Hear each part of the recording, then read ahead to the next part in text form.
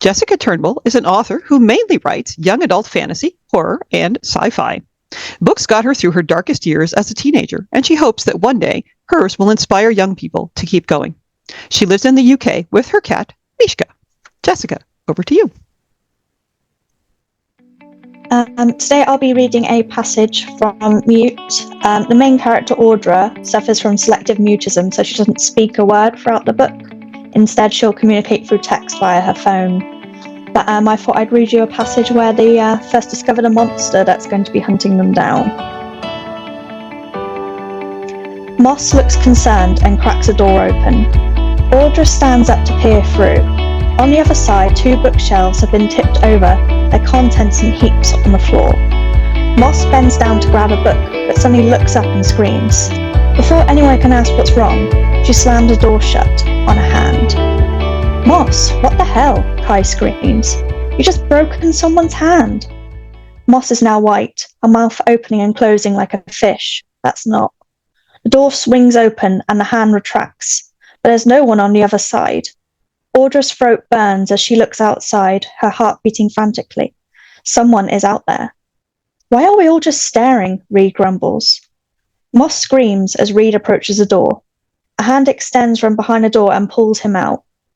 Carly screeches and rushes after him, her screams getting higher pitched as she sees what's dragging him. A humanoid creature on all fours with sickly grey skin has Reed in its hands.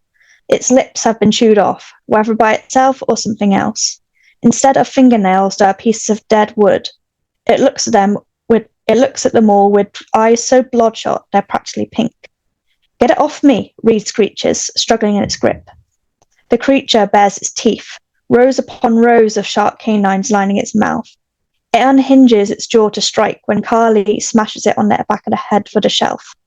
The creature lets out a strangely human scream and loosens its grip on Reed, allowing him to scramble back to the group.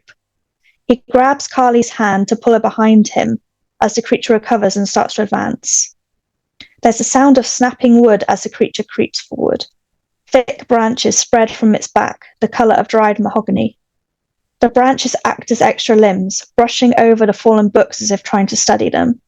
One branch reaches for Reed, but he smacks it away. The creature releases another ear-splitting screech, grey spittle flying from its exposed gums. Some of the group scream along with it and drag Reed and Carly back in to slam the door shut. Audra throws her body at the door alongside Ovi. There's a gentle push from the other side as the creature tests its strength.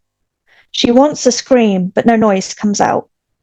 After a few test prods, the creature realizes that they can't hold it back long and starts pressing its body against the wood. Ovi and Audra are pushed forward against their will as a branch creeps through the open crack. Get it, Ovi shouts, stumbling forward for a second before returning to the door. Audra grabs the branch and yanks hard. She didn't need much strength. The wood crumbles to dust between her fingers. There's another screech, and then the sound of books being thrown out of the way. The weight on the door suddenly disappears, making the 2 of them fall back with a thump. Is it gone? Henrietta asks, looking pale. Don't trust it. It could come back at any moment, Kai squeaks from behind George's shoulder. If it's gone, we have to run, Moss pants. We can't stay in here. I'm sorry. You want us to run outside with that thing? If it comes back, it'll easily break through that door. Then more of us need to hold it back, that's all. Hans speaks for the first time since the creature showed up. Guys, I found it. The creature's face is pressed up against the glass window behind them. Thick drool lines the corner of its mouth, and a dry pink tongue darts between its teeth. Go, Moss screams, running for the door. The sound of exploding gas fills Audra's eardrums as the creature bursts through. It seems unbothered by the shards digging into its skin. The closest person, Aaron, dodges out of the way of its hands and pushes Audra out for the door. The creature stares at her, a low growl emanating from its throat. It slowly lifts its chin up, revealing that its neck is completely open. She can see the muscles and wet vocal cords move with each breath it takes. What's going on here? On the other side of the glass is a man Audra doesn't recognize. Even without her voice, she's too late to warn him. The creature screams and jumps back through the window, tackling the poor man to the ground. There's a wet, ripping sound as the man screams, and a bloodied hand reaches for the window frame but is yanked back down. She's torn away from the grisly scene by a hand grabbing her shoulder.